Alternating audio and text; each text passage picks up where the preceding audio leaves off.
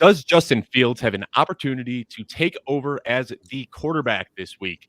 That and much, much more on today's episode of The Launchpad. Before we start getting into these matchups, though, got two great guests with us today that I want to introduce. Last week, I had Eli Cooper and Mike Badzuk on. We did a week one preview, and now that we're in season, we don't need to come up with talking points. We get to talk about the games that are coming up in just a few days, so we will cover some very exciting matchups, and then we will finish up talking about the Thursday Night Football matchup tonight, the New York Giants at the Washington football team. Before we get into that, though, got two people that I would like to introduce here. First of all, we've got Bob Harris down at the bottom of the screen. Bob, we got a chance to meet in Canton a couple of weeks ago. Glad that we are finally able to collaborate here. Why don't you go ahead and let everyone know what you've got going on this offseason or this season and where they can find you on Twitter and social media? They can find me on Twitter at Football Diehard. They can find me on the internets at footballdiehards.com, and they can find me on SiriusXM radio, fantasy sports radio, and NFL radio way more often than they'd like. So just turn it on and you're probably going to run into me at some point. And you will be on this evening with a very good friend of mine and a friend of the show, Troy King. He'll be joining tonight, so definitely recommend tuning into that. Yep. Up on the top right of the screen, we've got LaQuan here. LaQuan, also, you and I, we've been connected for almost a year now, and this is the first time that we have linked up on a show together, so thrilled to have you here. Let everyone know where they can find you on Twitter and what you've got going on. Hey, man, you guys can find me at Real Deal Fantasy on all social media platforms. I'm talking Facebook, Instagram, YouTube, wherever the case may be. I will be there. You see the face, you know the case. Love it. What about TikTok? Are you on the TikTok? I'm on the TikTok. I'm on the TikTok. Right, You're man. on TikTok and you didn't plug it? I said all social media, man. I'm there. Tumblr, MySpace, I'm out there, bro. And you got it branded. You're Real Deal Fantasy everywhere, so it makes it nice and easy to find. Yeah, man, TikTok, that's the one that I can't get down with. I feel like I'm kind of the old man off my lawn when I see people on TikTok. That's like the one social media that I haven't been able to get myself to yet. Are you on TikTok? The best thing is like, no, I'm not. Man, it takes me about a year I'm still trying to figure out Instagram. But like Jeff Mans, my co-host on Sundays, I do the pregame show on SiriusXM Fantasy with Jeff Mans. He's like all over the TikTok. I mean, he's just like doing all kinds of nonsense on there that I have no understanding of. So I'm sure I'll get drug along at some point in the next 15, 20 years. Yeah, that's kind of my problem. I'm always the guy that like a couple years too late, that's when I hop on social media. I was on Twitter back when I was a teenager. Then I got off for a few years, just got back on a year ago. I'm always a little bit behind the eight ball when it comes to these social media trends. But anyway, let's go ahead and talk about some football. And the game I want to start with, I just think this is an intriguing game, and that's why I want to bring it up. Obviously, I'm a Bears fan, so I want to talk about it as well. But Cincinnati is coming to Chicago this week, and everybody got to see the Bears in action last week, looking absolutely abysmal against a very stout Rams defense. It was very easy to see that Andy Dalton is really, really limiting this offense. So I want to start off with you, Bob. Go ahead and let me know. Is there any chance that we see Justin Fields take the reins during this matchup? Of course. I mean, there was a chance last week. I'm okay. I'm pretty sure they didn't want to play him last week. They didn't want to destroy his soul in a tough matchup against the Rams. I get it and everything, but why? I mean, why not just? I don't understand anymore why what the weight is. What the purpose of the weighting is. I think we're in a new era of the NFL where quarterbacks are coming in having more experience in spread offenses and seeing some of the similar concepts that they're going to see at the pro level because everyone's using the same concept. So I would like to see them take advantage of him. He is so two things. Andy Dalton is, as things stand, the winningest NFL quarterback ever to play for the Chicago Bears. I think he has like over 70 wins. The next guy, Cutler, has like 50. So 52 or something. So there's that. So let's not, the redheaded rifle has a little something going, right? And going into the revenge game narrative is always sweet. Everyone loves that. I'm not as keen on that as others, but it's just as likely Cincinnati wants revenge as Andy Dalton. And the problem with Andy Dalton, you don't know if he's going to be the red rifle or the redheaded stepchild. Either could show up at any given time. And assuming it's the latter, it's going to be at some point. Once Justin Fields gets into the mix, there's no turning back, and it could easily happen this week. I know a lot of people think they're targeting week 4 against Detroit. This seems to be a popular prediction. If he's the starting quarterback by the time this week's game is over, I will be not surprised in the least. And that, in the offseason, I was saying week 4. I was one of those guys that it just made sense. You already talked about the revenge game, and you think that Dalton is going to get the opportunity to play against the Bengals there. And then next week against the Browns, I think that's what everybody thought. But after seeing that week 1 performance, he didn't attempt a single pass more than 11 yards downfield. I mean, it just completely hampered everything on this offense. So I'm ready to see the switch. I'm hoping. And by everything on this offense, you mean everything not named David Montgomery, but primarily named Allen Robinson, because who else are we really worried about? I know everyone I see Matt Donnelly out there with his Darnell Mooney shares, but the rest of us living in planet Earth, I mean, it's those two guys. And Montgomery comes out and, shows he's plenty capable. I'm sure we'll talk about him as well today. But I feel like, this offense is going nowhere with Andy Dalton. And you saw the route trees, floating around Twitter for Allen Robinson. I mean, that's indicative of exactly what you said. Yeah, and you want to see him getting down the field a little bit. But let's talk about that, David Montgomery, because, he showed some pop last week that I haven't seen, throughout his entire time in the NFL. He kind of – I hate the term plotter, but that's kind of what he looked like. He didn't have that second gear, and we saw that second gear last week. We saw really decisive decision-making where he was just hitting the hole, doing the things that you've wanted to see over the last couple of years. I think that he looked like a feature back last week. So, LaQuan, help me out a little bit. I mean, is this something that we should really be adjusting in our rankings already? Are you ready to move David Montgomery up after seeing what he did last week? 100%. He's looking top 5-ish, and I say that wholeheartedly confident with that because the Rams defense isn't something we could sleep on. He was hitting holes. He's playing with a chip on his shoulder. We saw in the offseason how eager he was to put pads on, telling Nagy, like, when we hitting. He's playing exactly. He's keeping that same energy. And like every hole he hit, Aaron Donald was reaching for him. He was able to shrug off Aaron Donald. Fear 99, AD 99, you're doing that to him? That's a big statement. And me as a diehard Rams fan, I don't like seeing that, but again, Monty is definitely looking top 5-ish. He was looking very explosive. Definitely shredded. Yeah. And we saw him do it last year, and so many people were quick to point out, hey, everybody else is injured, and he's got a cake schedule. So people did not want to buy into David Montgomery again this year. But what we saw in the offseason, what we saw week 1, he looked great. So how are you feeling about David Montgomery, Bob? Are you moving him up that high, or are you still kind of waiting to see? I mean, look, I think he's more than capable of running back 1 numbers any week, and you didn't draft him as that, so you're happy, right? Anytime I get the discount, I'm quite pleased. And you're getting a discount on him. Look, we go back to last year, and I realized that was a narrative. Oh, he's got an easy run. What should he do against easy opponents? He should demolish them like he did. He crushed them. He was running back 4, right? Down the stretch, he was unstoppable. So, and he did exactly what you would ask a true feature back to do without Tariq Cohen in the mix. Now we've got no Tariq Cohen in the mix. I see you, Damian Williams. I'm not worried. And so, I think for any running back, we saw it with Derrick Henry in week 1, right? I mean, and Dalvin Cook. I mean, anyone could flop at any given week. I still think those guys are, going to end up being what we drafted them to be. But David Montgomery is going to be, he was in that knot of 4th rounders that looks to me like he has a chance to rise. And whichever one of those guys you tossed a dart at, I think you're like kind of going now, maybe it misfired because it should have been the Montgomery dart. Yeah, and I think all of those guys really kind of hit in that, the running back dead zone that everybody talks about. All those guys showed up in week 1. Chris Carson, DeAndre Swift, David Montgomery. Wait. I'll have no more of this Chris Carson slander. He is not in that knot. He is above that knot. Stop it, Dave. I fully agree with you. I had him ranked as my RB12 overall, but that's where he was getting drafted. It made no sense to me that he was dropping into the late 3rd, early 4th round. I'm with you, Bob. I think that he deserves much more credit than that, but that's where he was getting drafted, and he looked good outside of the fumble, which, anyone that's been following his career does not like to see him fumble. But but Pete Carroll doesn't care. Pete Carroll doesn't care, right? He just doesn't care. Yeah. He is all in on Chris Carson. That's the thing that matters to me. I'm the only person who loves Chris Carson more than me is Pete Carroll, and that's okay.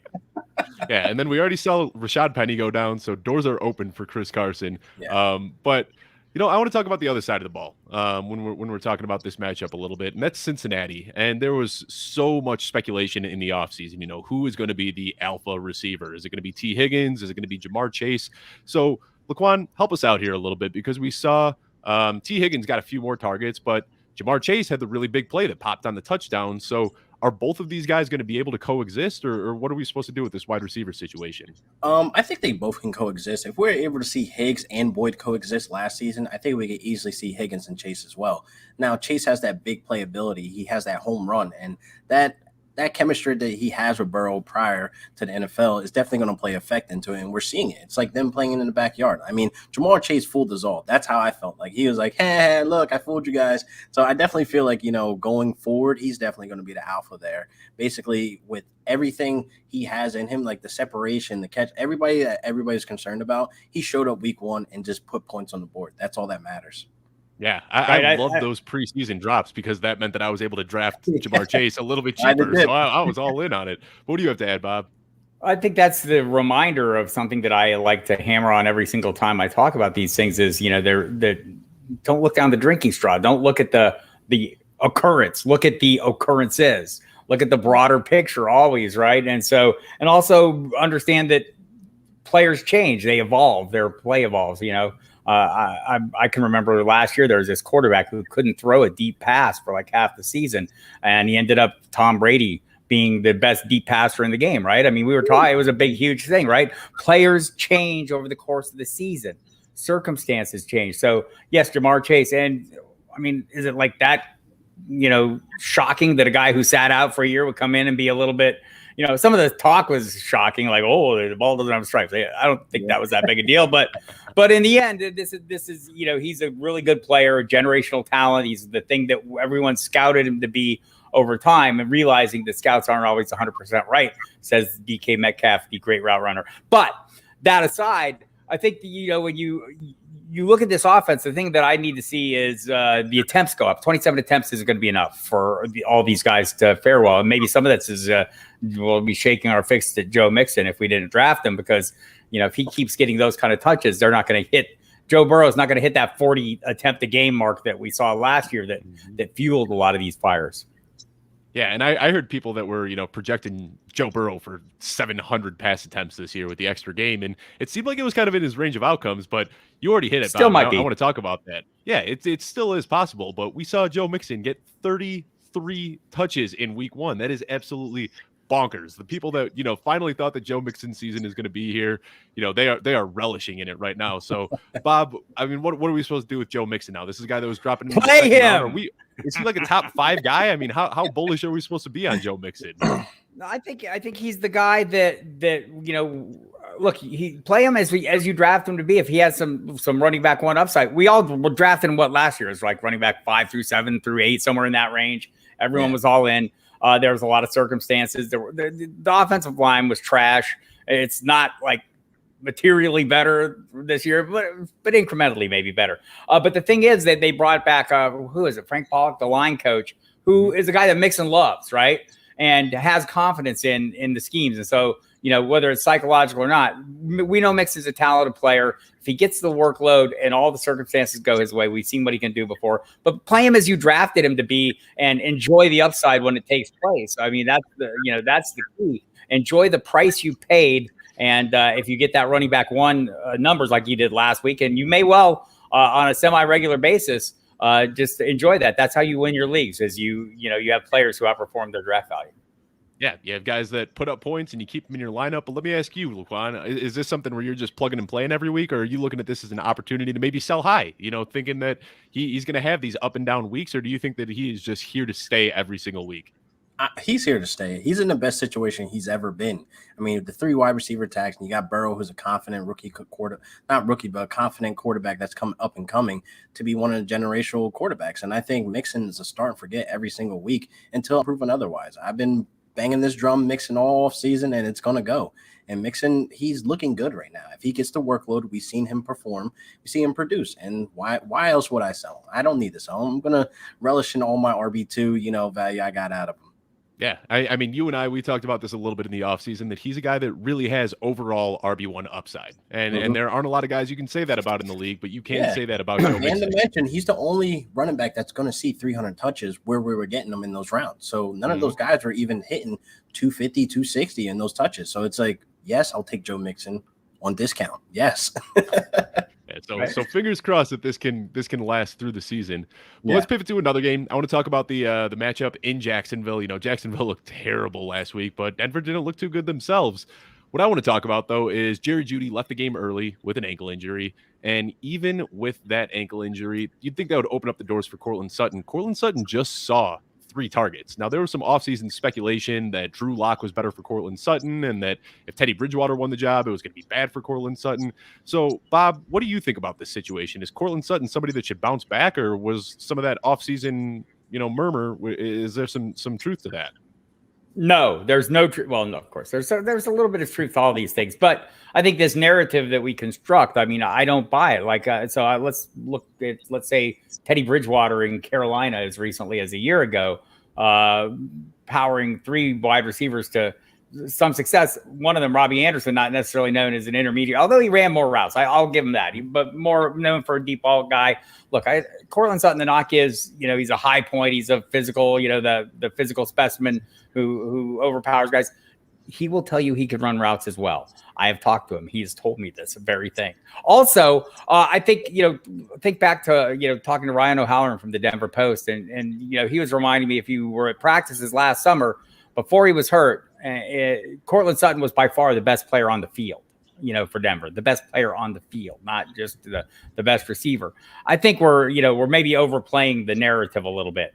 And I think there will be course correction. Again, it's a 1-week sample size. I'm not going to hang my hat on any of that. And I'm still feeling like I got a great value, or I'm going to end up having a great value at the price I paid for him. And I think Teddy Bridgewater will be just fine. I think the whole Bridgewater move probably was, in general, good for fantasy. I don't know, I mean, for the Broncos, it just basically says we think we have a really good lineup and we don't want to screw it up with a bunch of interceptions. And that's fine as well, because I think we saw him do this in Carolina. We saw him run these receivers to the degree we needed them to from a fantasy perspective. He'll do it again. I think Cortland Sutton will be a big part of it as we go forward.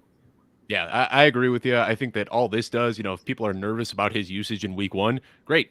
I'm going to throw some trade offers out there and try to get more Cortland Sutton, because I think that he has all of the makings to be one of the best receivers in the league. LaQuan, do you have anything you want to add to this regarding Cortland Sutton? Is there another receiver we should be looking at, or is Cortland Sutton still the man in Denver? We can take a look at Tim Patrick as well. Him leading the Broncos wide receivers in red zone targets. So he's going to be a guy that's going to see the end zone as well. So he was definitely a guy I was running the waivers to go get. And I'm throwing, everything on him. I think Tim Patrick can produce week to week alongside with the Cortland Sutton. Like we said Teddy Bridgewater supported 3 wide receivers that finished inside the top 25 last season. That can easily happen once again. So I definitely am not really buying the whole Sutton narrative. I think he's going to be just fine. So I'm throwing trades out there too, Dave. Yeah. I'm with you too.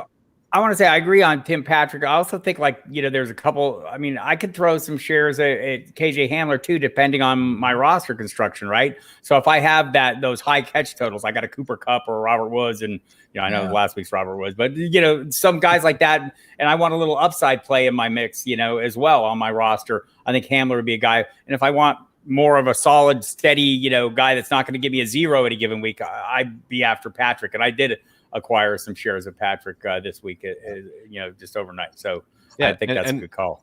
And last year we saw Tim Patrick step in when Cortland Sutton went down, and he had himself a great season. And now week 1, Jerry Jeudy goes down, and Tim Patrick once again is thrusted into an opportunity where he can produce in fantasy football. So I think that there's a lot to like in this receiving core. But let's look at the backfield a little bit. And LaQuan, I'll have you start off here.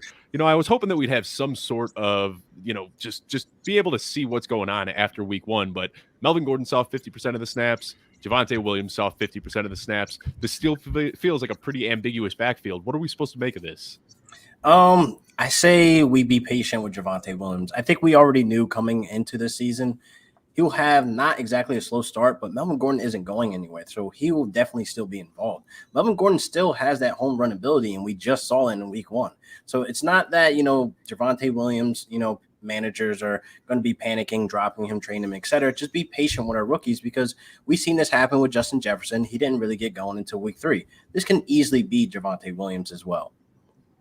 I agree with you. Bob, what are you thinking? I mean, everybody saw that big touchdown run by Melvin Gordon, and now everyone thinks that he's the guy, but their usage was kind of split. So who are you going after in this backfield? It's totally split. I mean, so I went after Devante Williams in drafts, and I think like LaQuan said, you have to be a little patient. A lot of these players that we drafted, Devante Williams, I'll say Michael Carter's guy I invested in. If you invested in Trey Sermon, there are players we invested in knowing we have to be patient and wait for them. Their turn is going to come. And, and there's other players who didn't show up that you didn't like. I'm looking at you, Brandon Ayuk. Where are you, young man? I needed you. So, those kind of, that one maybe bums me out a little bit, that Javonte Williams is splitting with Melvin Gordon is totally the expectation. And also that Melvin Gordon is capable of breaking off a long run. Of course he is. He's Melvin Gordon. So I do think by the time we hit in October or whatever, at some point, about a quarter way into the season, we're going to start seeing the timeshare shift a little bit. And that's how I drafted him. And I'm hoping for the best. Like all these things that we do, right, as fantasy managers, these calculations, this calculus we do to derive value and try to determine things. All of this is our making, right? The players have to get the job done on the field. We have no control over that. So you have these expectations based on the things we're hearing, based on things we're seeing. And then all of a sudden, things can, players have a vote in this. And so Javonte Williams, I think, is more than capable of meeting the expectations I had, but Melvin Gordon's going to be in there trying to keep him from doing it. Yeah. So as fantasy analysts, we sometimes overanalyze situations a little bit, and I might be doing this here, but there's some talk going around that Melvin Gordon is owed $8 million right now to the Broncos this year, and there was a lot of beat reporters and even players on the team talking about the juice that Javonte Williams had. So do you think that they're maybe just giving Melvin Gordon some extra touches right now, trying to kind of showcase him for a possible trade offer, Bob, or are we overthinking this a little bit? I don't know. So, I felt like going into the season that if Melvin Gordon wasn't there to start the season, I wouldn't be like totally shocked. Right. And so, now that he's there, I would kind of be surprised if they move on from him. But again, the NFL of 2021, 2020, 2019, things stopped shocking me when Le'Veon Bell held out for a year. So I'm past being shocked. So anything can happen. I think now that he's on the roster, though, they keep him. But I do think at some point we'll see. Look, they traded up for him, right? He needs to show he can do some of the things that rookie running backs struggle with and always have since the beginning of time. They got to figure out pass protections. That's the big key. Quarterbacks are expensive, although not as expensive in Denver as other places, but still expensive. And protecting them is important. So I think that's one of the keys is understanding pass protection. We see a lot of rookies, not necessarily, not play, but have limited roles because of that. And so that's something that he's got to demonstrate. And he got ample time in training camp to pick those things up because I think he was working a hell of a lot. Yeah, I still think there might be a small chance that Melvin Gordon is dealt. I just think that when you watch Buffalo, what they got out of Devin Singletary, and when you see the way that Mike Davis played in Atlanta, those teams should be interested in bringing somebody like Melvin Gordon in, especially Buffalo, but we'll kind of see how that shakes out. But sticking with this game, I want to talk about Trevor Lawrence because, frankly, he just did not look too sharp in week one. He was a guy that I had drafted a lot of. I was expecting a huge week one showing against a soft Houston defense. So, Bob, I'll start with you on this one. Are you getting worried about Trevor Lawrence at all, or does this just open up a buy low opportunity for him? Who? I'm not. I'm not. Not heavily invested. I think the rookie quarterbacks I was investing in, or maybe the higher upside, I think he's going to be fine. I think his floor is going to be there. Look, if you played him last week, it could have been worse, right? There were touchdowns involved, and I think they're going to be behind a lot, so there will be more touchdowns involved. I think he'll be fine over the course of the season. If you drafted him as your quarterback one, shame on you. There's a lot of other quarterbacks out there you should have had as a quarterback one. But if you did, I don't think he'll destroy your team. And if you're in 2 quarterback leagues, I think it's totally defensible. All of you people out there like looking at me going, whoa, that guy. Totally defensible to have him as a second option in 2 quarterback leagues. I think, again, you probably over the course of the season won't be totally disappointed if your expectations weren't were like kind of within reason. Yeah, and I thought that he had the makings to be, a mid to low end QB1, just because I thought that he was still going to have some of the rushing upside. Everyone gets so enamored by Justin Fields and Trey Lance and what they bring on the ground, but Trevor Lawrence is pretty big and athletic and fast, and I thought that he'd be able to get it done as well. So, I'm still trying to, get some shares if I can cheap enough. And honestly, it's at the point now where people are just straight cutting him, and you can just pick him up on the waiver wire. So I think that he's worth a pickup even in a single QB league if you want to stash him just for the upside that he brings. But LaQuan, I want to talk a little bit about these wide receivers there. I don't know how you feel about Laviska Shenault, but I was beating the drum all offseason. And then, Travis Etienne got drafted there. That worried me a little bit. But then once Travis Etienne went down with the injury, I thought that, that was good news for Laviska Shenault, but he didn't really do too much week one. DJ Chark was the leader in targets. DJ Chark caught the big touchdown. So is Chark the wide receiver one here, or is there still some hope for these Laviska apologists like myself? Man, it was good to see Chark show up and show out. I think he's playing with a chip on his shoulder, basically with the off-season talk with Urban Meyer saying he did not like what he saw on tape from Chark, and I definitely think he's playing with an attitude now. So he's going to show up, he's going to make big plays, because even before that, we knew Chark could make the big plays. It was just very disappointing last season with us, investing in him. He didn't give us a good return. So he could potentially some weeks be the wide receiver one, but I'm still on Shenault. I'm not bowing out just yet because he's too explosive. He's a running back with the ball in his hands. We saw some of the flashes in preseason where it just had me fall in love and made me fall in love with my shares. Like, oh my God, I have this guy as a wide receiver 3. Flex him. And, week one, Trevor Lawrence, it was a little slightly disappointing how he played in that first half. But like we said, touchdowns did come. So I think Marvin Jones can easily be a wide receiver one some weeks. I think Marvin Jones is a guy that can find the end zone a ton. Back-to-back seasons with 9 touchdowns. Why is nobody talking about this? He's going to be a guy that, Trevor Lawrence can lean on and be reliable as the veteran mouthpiece there as well to coach up these young wide receivers as well. Yeah, and I think that's what's frustrating is these guys are all going to have wide receiver 1 weeks individually, but knowing when it's going to happen, when to predict this is going to be very, very difficult. Yeah. Let's switch because we've got a huge matchup, KC against Baltimore. I mean, this team is just loaded with huge fantasy football players, but we already know that, Travis Kelce's elite. We know Tyreek Hill's elite. I don't want to talk about those guys. So, Bob, I have a simple question for you. Is there any other pass catcher on Kansas City that's even worth rostering in your standard fantasy football league? No, they're I mean, not unless you're, you have some ability to divine the future more so than the other humans, because there's going to be, there's going to be McCole Hardman weeks. There are going to be DeMarcus Robinson weeks. There are going to be Byron Pringle weeks, people, and you're going to have to deal with it. And that's just, I think that's, I'm fine with that. I like to play some of them in DFS tournaments, because I like to sit around with my lottery tickets, but that's what they are. They're lottery ticket players. They're, these offenses that funnel through that narrow band of talent, whether it's, Kansas City, Minnesota, Tennessee. I mean, there's teams where you just, that there's going to be such a high percentage of the offense is going through a really reliable set of players that you're just dealing with outliers for the rest of them. And I'd like to see somebody develop. I mean, I think it would help the offense, but also it doesn't hurt the offense because my sources tell me they're really good. And the sources being my eyes. I watch this and I go, wow, these guys are fantastic. And it's the guys you said. I mean, there's, it's pretty much, Travis Kelce is unguardable, right? Between he and Darren Waller, there's, no two players give you that, the leverage over the field that those two players do at their position. And Tyreek Hill's right up there as well. So, the rest of those guys are just taking your chances. And that includes Clyde Edwards-Helaire. Come on, kid. Go. Yeah, and we'll talk about him in just a minute, but I think you hit it on the head. Like these guys in like best ball, sure, they're gonna pop every once in a while, whether it be Byron Pringle or McCole Hardman. But McCole Hardman, the hype went out of control for him once again this offseason. By the time we hit August, this guy was getting drafted in the 8th round of fantasy football drafts. Just blows my mind that people are topping back on this train. But let's talk about Clyde Edwards-Helaire because, LaQuan, that this was a big talking point for me all offseason. I wrote an article about it. There was really a tale of 2 seasons for this kid. He was an absolute workhorse to start the season, and the touchdowns weren't there, so the fantasy production really wasn't there either, but the usage rate was, and that was really exciting. And then Le'Veon Bell showed up, and it just completely nuked his usage, his fantasy value, everything. But what we saw week 1 was him playing 72% of his team snaps, which is very, very promising. So is this the year Clyde Edwards-Helaire could pop?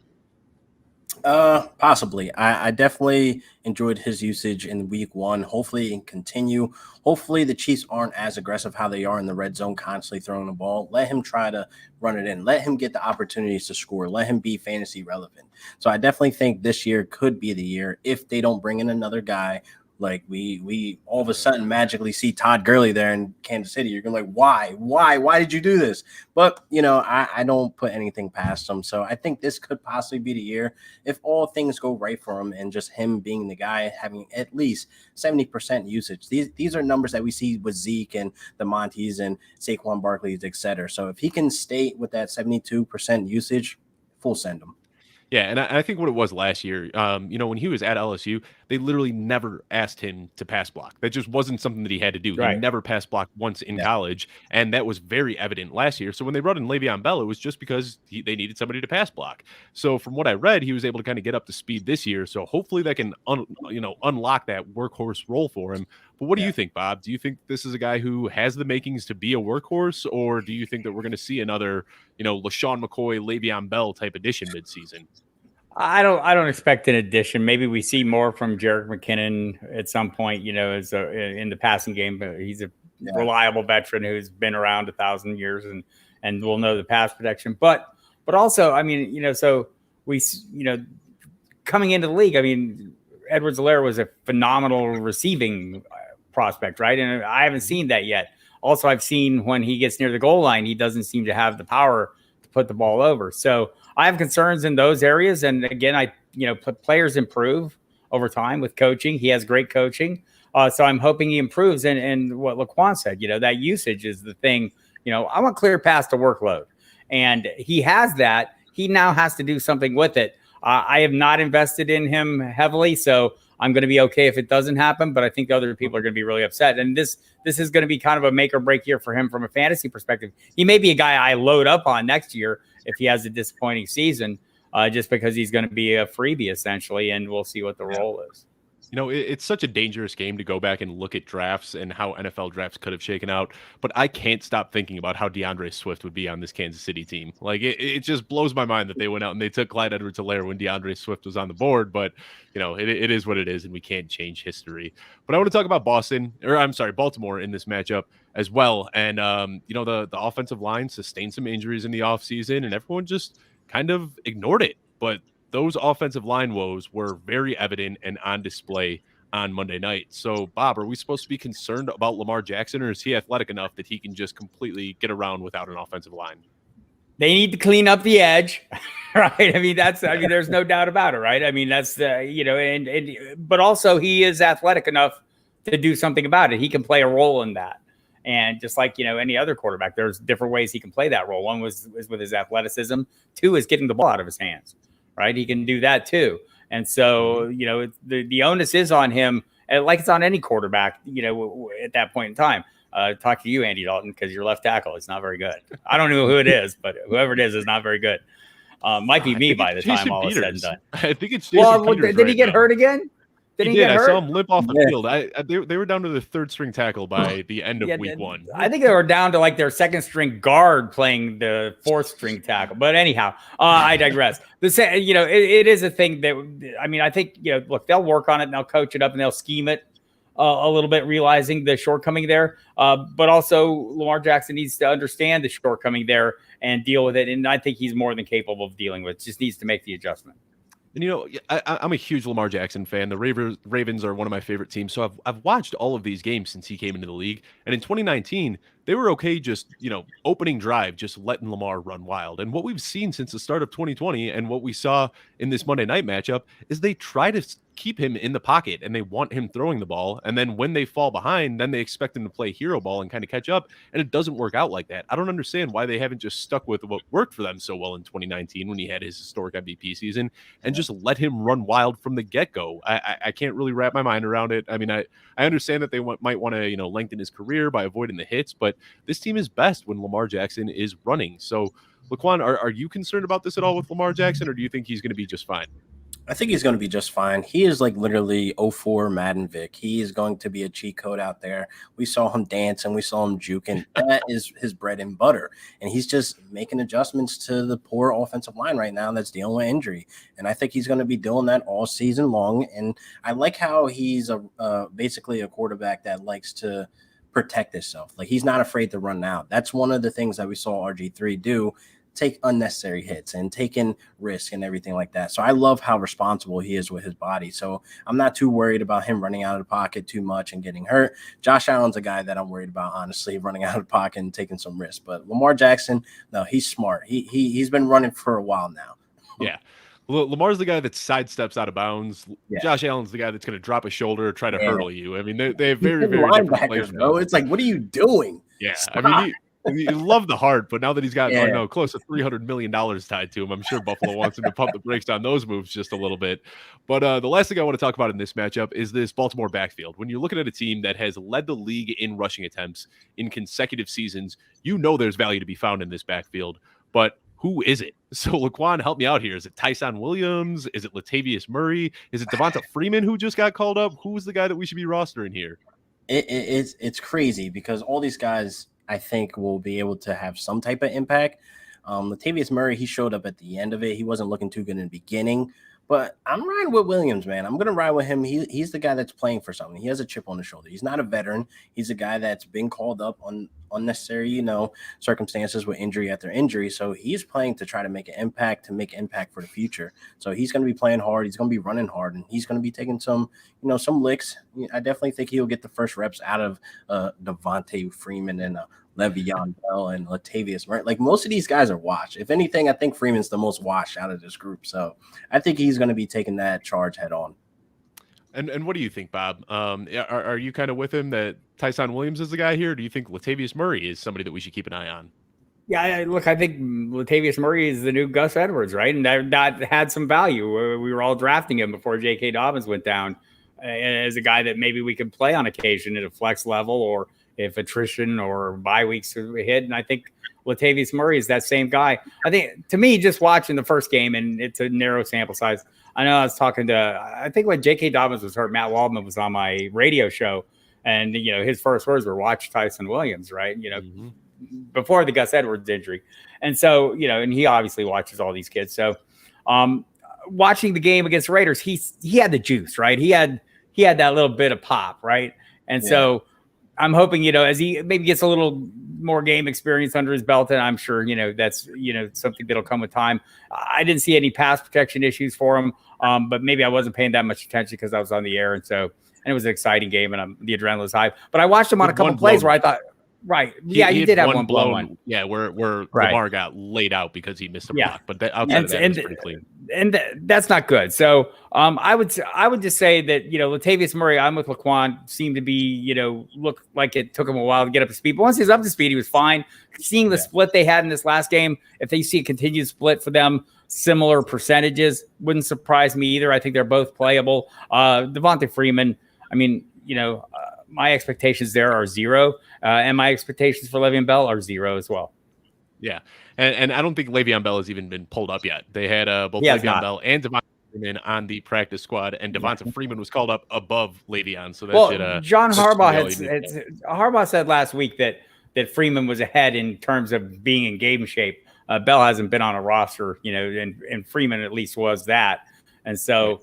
It may be a little while, and maybe we'll get a look at Le'Veon Bell. The thing about, these backs is none of them play special teams. I don't know how the third and fourth back are active on Sunday if they're not playing special teams, and maybe we'll see them add some other guys. They let Trent Cannon go. He seemed to like he could be that guy, right. But he won't. He was the special teams guy, and now he's in San Francisco. So I don't really know how they expect this to work out. But like you said, Tyson Williams seemed to have that juice. Like, he looked electric. He was breaking tackles. He was getting out in the flat and catching some passes. So for them to switch over to Latavius Murray, Latavius Murray is a very capable running back, but it did seem to really put a damper on what the offense was doing once they made that switch about halfway through the game.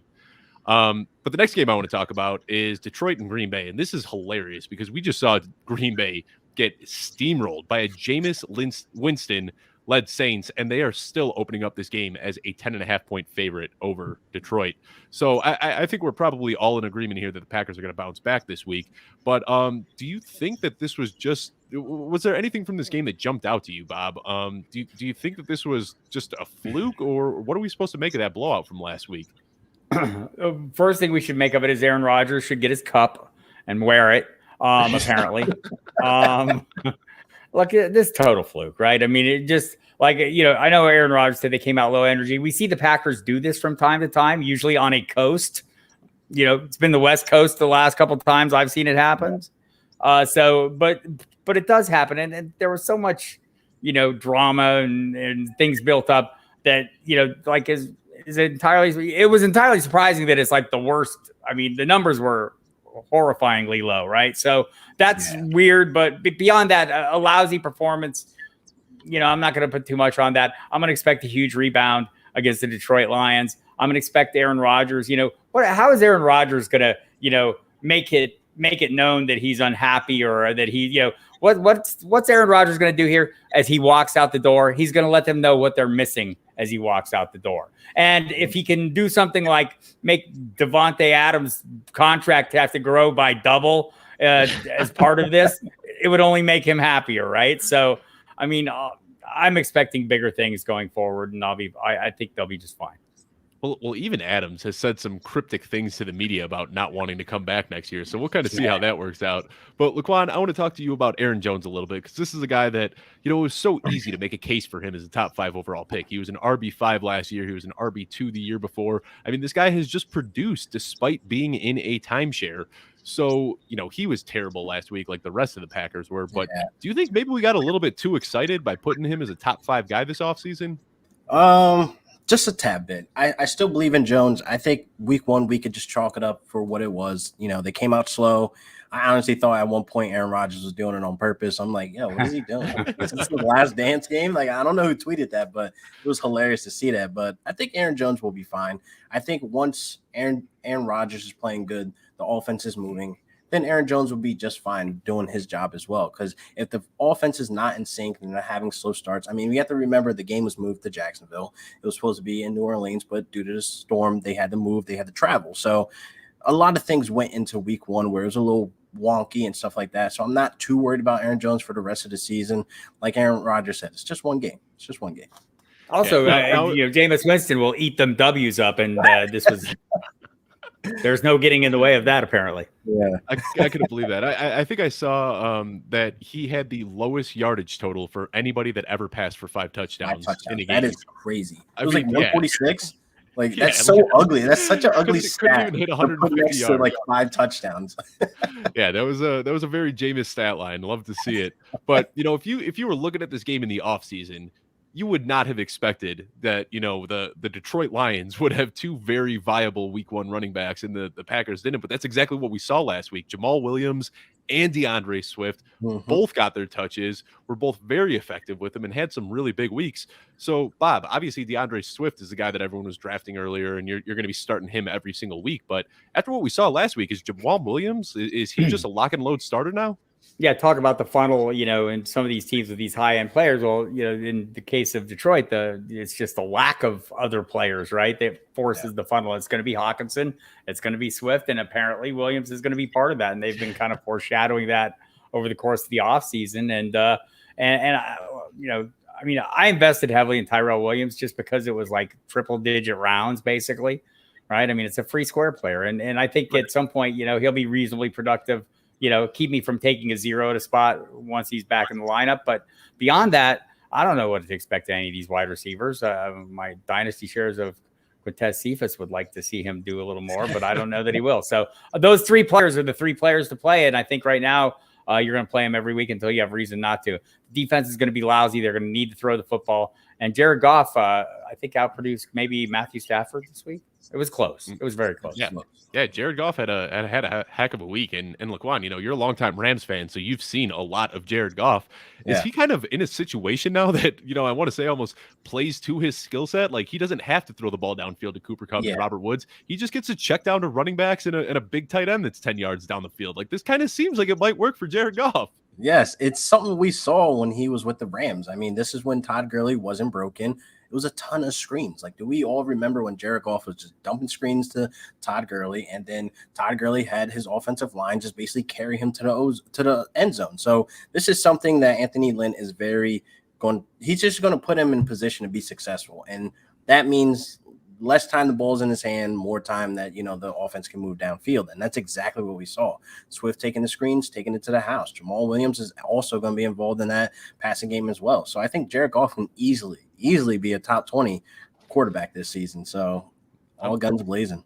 I'm with you, man. And all it took was 1 week for me to change my tune on that. Another guy that I really changed my tune on quickly was TJ Hawkinson, because through his first 2 years in the league, there wasn't a whole lot that really impressed me about him as a receiver. I think he's a very competent, well-rounded tight end. But week 1, he looked like a very good receiver. We knew the target share was going to be there, and the target share was there. But we also saw yards after the catch. We saw him steamrolling through defenders. Yeah. So let me ask you, LQ. I'll start here. But is he in that tier now? Like, is he in that Travis Kelce, Darren Waller, George Kittle tier already? I don't know. The vibe's there though. He quietly had a good year last year. And I think if he keeps up with this performance at the end in week 1, we're going to have to. It's going to be forced. We can already drop Mark Andrews. He's out of that tier. We could just place Hawk right there with him. It's just like, man, it's going to be amazing to see him have this volume and actually find the end zone and produce. Yeah. LaQuan. I mean, stop that. Maybe we're getting a little too excited. But I think they're kind of in similar tiers. I think you're looking at 2 tight ends that are going to be their team's leading receivers, respectively, in Andrews and Hawkinson. And aside from the luxurious head of hair, I'm very jealous of that. Look, the word that LaQuan used is the correct word. Is a volume play, right? It's that's what we're after. He's going to get tons of it, and it looks like he can do a little something with it. Yeah, and I'm eating crow on this one already, and I'm fine with that. But TJ Hawkinson, he looked good last week, and I think that if you don't have him slotted in as a top 5 tight end at this point, you're doing it wrong, because I think that with his volume and with the strides that we've seen him take in athleticism this year, I think that he has all the makings to be a top 3, top 5 tight end. But let's talk about the game that is kicking off in just a few hours here. And I need to start with the burning question that everybody is wondering. What the hell are we supposed to do with Saquon Barkley? I mean, nobody knows. We've seen his rushing prop has just plummeted from this morning. Tell us, Bob, what are we supposed to do with Saquon Barkley? We're supposed to look forward to week 3, a 10-day rest in the Falcons away. That's what we're supposed to do. Otherwise, play him as a flex and hope for the best. So you think that he's going to be limited to the point that he is not in that RB1 tier this week? I mean, that would be my expectation. I would expect something similar to what we saw last week. They've had to shuffle the offensive line due to injury there. And I'm just not, it's a relatively tough matchup. Washington football team has a good defense. Didn't see it as much as we expected last week, but I think we will this week. And so, I'm dialing back a little bit. I mean, it's not like he's unplayable. They might get close to the goal line. Score a touchdown. You can always rip off a big play. Right. It's possible. Right. All those things are possible. And like I said, just, adjust the expectations down a little bit and look forward to week 3. Yeah, and week 3, he does have a very nice matchup. Maybe you got a dummy in your league that's going to want to trade him away if he completely face plants this week, and you can take advantage of that. But he does have a tough matchup this week. So, LaQuan, let me ask you: does this open up a possibility where you're looking at Devante Booker in DFS matchups tonight? Yeah, man. It's weird to say to utter these words. Like, Booker could be a nice play. I definitely think he can end up finding the end zone as well. I mean, if they're going to have Barkley on a short leaf, why not Devante Booker have a touchdown or 2? So maybe, just maybe. I'm not full sending it. I don't feel right saying it, but yeah, maybe. and his odds right now are nice. His first touchdown odds are 20-1. His overall touchdown odds are 6-1, and his odds of scoring 2 touchdowns are 25-1. So if you're into prop bets, if you like betting on touchdowns, right now Devante Booker's a guy that I got a little bit of money riding on tonight. So I'm hoping that he can find some pay dirt. But Bob, let me ask you about the wide receivers here, because I want to talk about this a little bit. They went out and they splashed $70 million on Kenny Golladay this offseason, but Sterling Shepard looked locked and loaded as the team's wide receiver 1. So who are you ranking ahead this week going into week 2? Is it Kenny Golladay or is it Sterling Shepard? So the guy they paid to be their wide receiver 1 when they traded their last wide receiver 1 away is turning out to look like their wide receiver 1. Imagine that. Way to go, Giants. I think this will change. I think this will be an evolving situation. I still, I think Kenny Golladay was a crazy value in drafts, and over the course of the season will pay off. Does that mean he'll, live up to his contract? I don't know about that, because the Giants actually got a pretty good deal on him as well. But or at least a reasonable deal, but not as good of a deal as we got as fantasy managers. And I think that's what I'm going to focus on. I'm going to hope the offense in general gets better as Saquon Barkley gets better and all the pieces come back. Evan Ingram, comes back. And I mean, man, when that guy runs down the middle of the field, he poses a serious threat to the opposing defense, right? So, I mean, that's going to open some things up for all these guys. In the meantime, I'm going to play the hell out of Sterling Shepard and the leagues that I picked him up in, and there was a handful. And has there ever been a first-round wide receiver that has been talked about less than Kadarius Toney? Like, this guy has been completely forgot about since the Giants drafted him. It's unbelievable. Everyone's talking about when Evan Ingram comes back and, when Kenny Galladay, whether he can be healthy, all this. But nobody's even talking about the fact that they drafted a receiver in the first round. It's like this guy doesn't even exist. It's kind of weird. Should we have any expectations for him, LaQuan? No.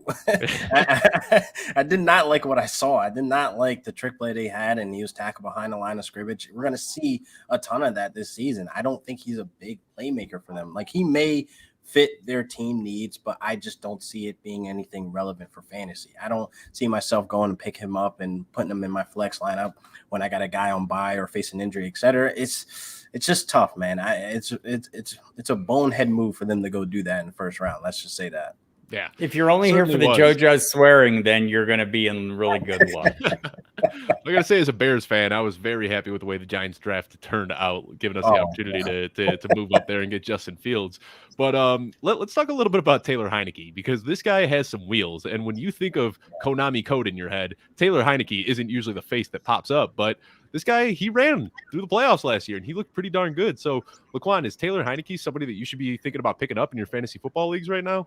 Absolutely. I think he was targeting, Terry McLaurin heavy once he got into the game. I definitely think the wheels are definitely a plus when it comes to rushing upside, and he does not hesitate. Once he sees the hole, he's out. He's gone. He's playing as if he is like a Kmart version of like Lamar Jackson. So I'm definitely all in on Heineke. I loved his ambition, his heart going against Brady. You know what I mean? Like he showed everything. He left everything out on the field. So those are the quarterbacks you want on your side and definitely have some upside. How are you feeling about Heineke, Bob? Is that somebody you're buying in your fantasy leagues? I don't know if I'm going that far, but I mean, I think he can continue to fuel the fires of the guys I am interested in, which is McLaurin and Logan Thomas. Maybe even more targets for Logan Thomas would be great. We drafted 100 target Logan Thomas. We didn't draft 75 target Logan Thomas. I would like to see that rectified, please.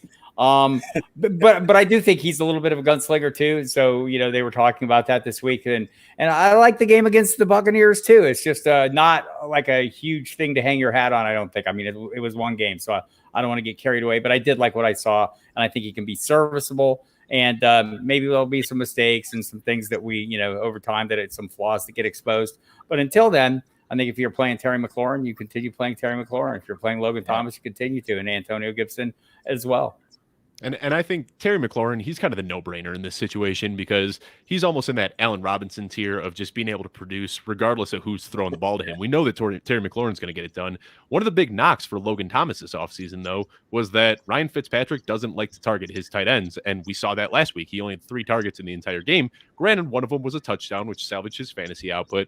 But are you more excited about Logan Thomas now that Heineke is the quarterback instead of Ryan Fitzpatrick, Bob? I'm more hopeful. I mean, I was a little discouraged by that. So it's funny. I had JP Finley from NBC Sports on my show, and he was warning me about this very thing. He said, man, what if Logan Thomas only gets 80 targets? I'm thinking that's not what I'm drafting. Didn't draft that guy. I drafted the other guy from last year. So, and that's always something. I mean, I know this is really sound advice, so I'm going to give it again. Don't draft last year's best team. Draft this year's best team. And so that's, it's a simple thing. But when you're looking at the target shares, like a guy like J.D. McKissick, you knew he wasn't going to get 100, 110 or whatever. And we should have been a little concerned about Thomas. But I do think the upside is there in terms of if he gets that volume pumped back up, and maybe Heineke helps with that. And, I'm not saying he has to get the 100 targets to be, to deliver what we want. We saw the touchdown last week on those 3 targets. So, I mean, he's a capable player, and I think he'll, I think where you drafted him, you're going to end up feeling like, oh, okay, this was not that bad. Well, you heard it from Bob. Draft this year's best team. You make it so easy, Bob. That's it. Just really draft the best players that score the most points. Come on, it's not that hard, guys. But before we sign off, it's almost never last year's best team, though. That's what we know for sure. That is true. Yeah. Anytime you have a team that's like, wow, this team would have crushed last year, you're probably setting yourself up for failure this year. I mean, that's kind of the way it works out. But before we sign off, I want to get predictions on the game tonight. Bob, who do you have winning tonight in this Washington-New York matchup? Boy, the quarterback situation for Washington kind of skews it a little bit, but I'll still go with the football team, and I'll just lower the overall scoring totals, 21-17. I like it. What about you, LaQuan? Who are you going with tonight? Washington's a lock. Definitely a lock for Washington. I'm going to go 24-20. 24-20. Well, that's what I got. I've got Washington winning by 3.5 and hitting the over at 40.5. So fingers crossed that works out tonight. Before we sign off, though, one more time, Bob, let everyone know where they can find you on Twitter, what you've got going on, where they can find your show on Sirius and all that fun stuff. At Football Die Hard on Twitter. If you go there and you follow along on my timeline, you'll see when every show is. But it's like 6 times a week on Sirius. And check your local listings. Your time and channel may vary. Awesome. Thank you so much, Bob. LaQuan, let everyone know where they can find you as well. Hey, you guys can find me at Real Deal Fantasy on all social media platforms. And you can catch me weekly on the Mayo Media Network doing video content for them and 2 shows a week. So that's where you guys can find me. Fire content only coming from LaQuan. Follow this guy on Twitter if you aren't already. His shows, everything he does is awesome. Bob, so appreciative for the opportunity to get to link up with you guys today. Enjoy the game tonight. Thank you for tuning in, and I will catch you all not next week. I'm going to be on vacation next week, but in 2 weeks, I'll be back with Eric Crocky and Marco Enriquez as we do a week 4 preview, so I will see you then. Thanks for tuning in.